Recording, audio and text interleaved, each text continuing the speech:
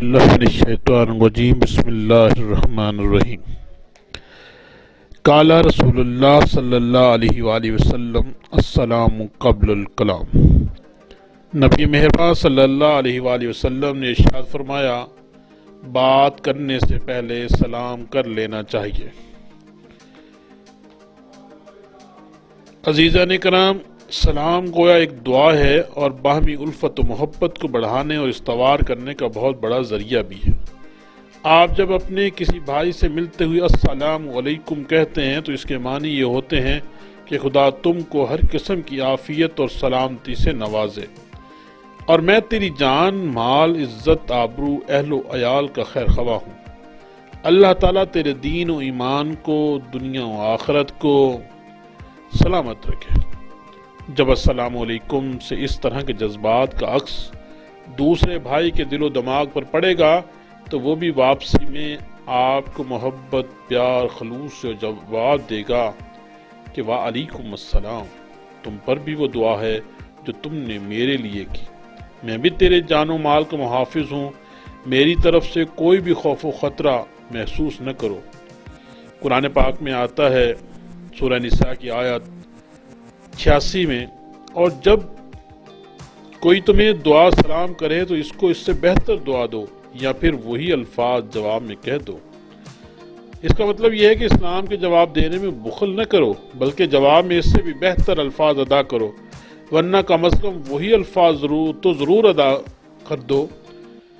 حضرت عبداللہ بن عمر رضی اللہ تعالیٰ عنہ کے متعلق آتا ہے کہ اکثر اوقات بازار صرف اس لیے چلے جایا کرتے تھے کہ لوگوں کو سلام کر لیا کریں۔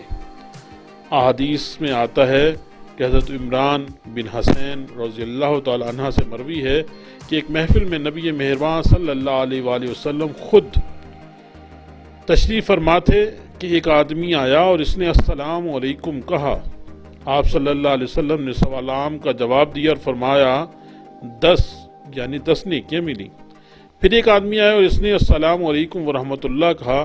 آپ صلی اللہ علیہ وآلہ وسلم نے سلام کا جواب دیا اور فرمایا 20 نیکیاں ملی۔ اس کے بعد ایک تیسرا آدمی آیا اور اس نے آ کر کہا السلام علیکم ورحمۃ اللہ وبرکاتہ۔ آپ صلی اللہ علیہ وآلہ وسلم نے جواب دیا اور فرمایا 30 نیکیاں ملی۔ حضرت انس رضی اللہ تعالیٰ عنہ فرماتے ہیں کہ نبی مہربان صلی اللہ علیہ وسلم کے صحابہ بہت زیادہ سلام کیا کرتے تھے۔ سلام کی کثرت کا حال یہ تھا کہ ساتھی کسی درخت کی اوٹ میں ہو جاتے اور پھر سامنے آتے تو پھر سلام کرتے۔ آپ صلی اللہ علیہ وسلم کا ارشاد ہے کہ وہ آدمی اللہ تعالیٰ سے زیادہ قریب ہے جو سلام کرنے میں پہل کرتا ہے۔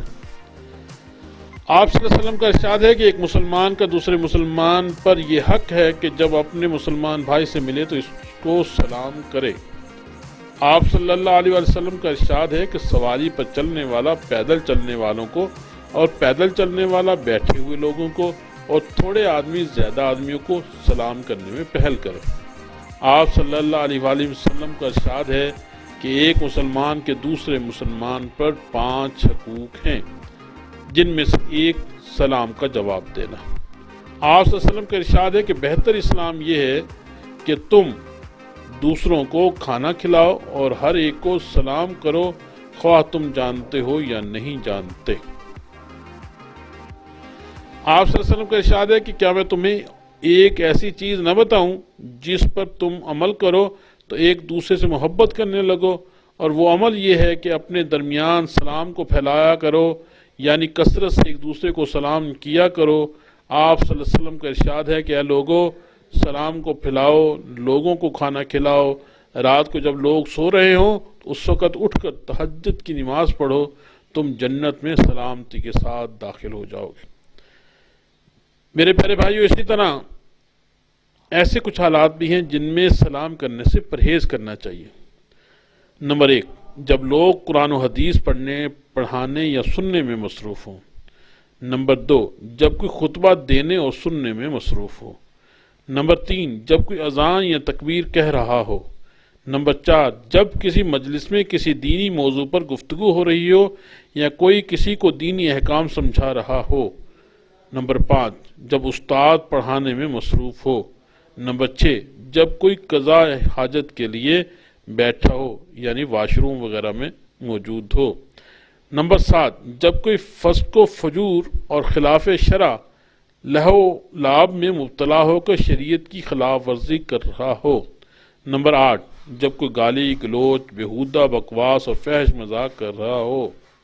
نمبر 9، اگر کسی غیر مسلم کو سلام کرنے کی ضرورت پیش آئے تو السلام علیکم نہ کہیے بلکہ آداب اور تسلیمات وغیرہ کے الفاظ استعمال کیجیے۔